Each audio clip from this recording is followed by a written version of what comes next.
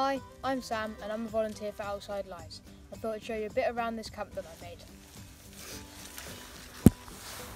So, over here is the splitting logs where we do most of the splitting. It's just, yeah, and then over here we have the log store which I built, which is working really well at the moment. And then I built this as well, which is the wind block, so you can sit by the fire without getting blasted by all the wind. And then I built them all using this mallet that I made, which is really huge and does the job pretty well because it's so big. This is a small stool that I made just for sitting down. As you can see, it's just half a log with 4 posts in it. Works pretty well considering as it's really muddy around here at the moment. These are the 2 fires. So this is just my usual fire, which is just dug out a bit and some stones around it.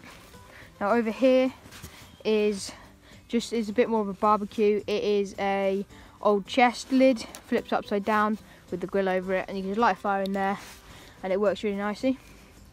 Now over here is the teepee that me and my friend built.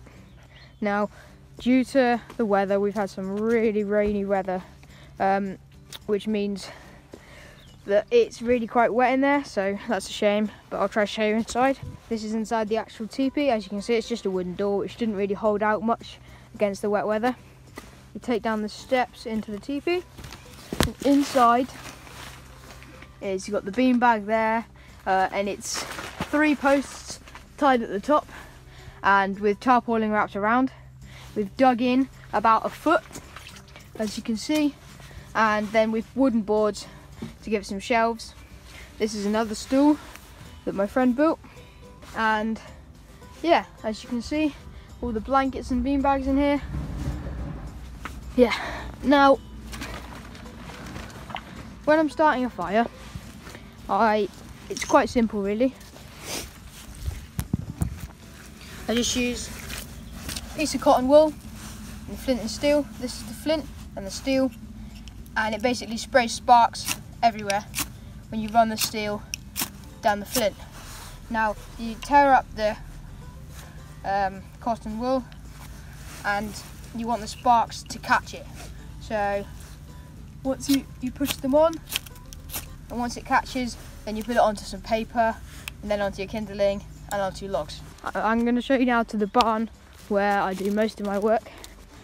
These are the chickens here, and in the barn is where I do most of my carving.